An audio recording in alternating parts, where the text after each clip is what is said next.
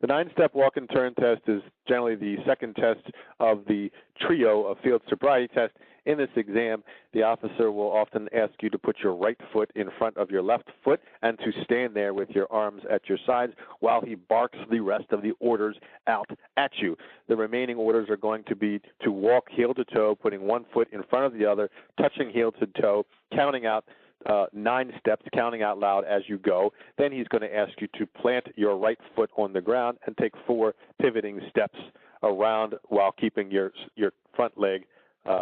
in the ground and pivoting around it. Then he's going to ask you to take 9 steps back down the same line you just walked up, and he's checking to see if you're going to touch heel to toe on the 9 steps up, the 9 steps back. He's going to check to see if you did your pivot correctly, and he's going to see if you're able to stay remotely on a line which should be painted on the ground, but oftentimes is not. Another thing he's looking for is if you can follow his directions and you do not start too early. So one has to do one's very best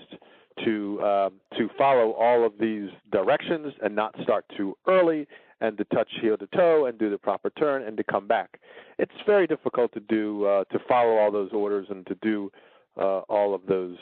things, but these are the things he's looking for: starting too early, your ability to walk the line, your ability to pivot and to come back, and to take the proper amount of steps. If in anxiety types of situations, one's not too good at following directions, or one's coordination gets off balance, obviously this test can be very difficult to do. And again, I find it to be very unfair to base one's impairment characteristics on some ridiculous test that nobody's used to doing whatsoever, and also asking them to follow multiple orders when they're not used to doing that. But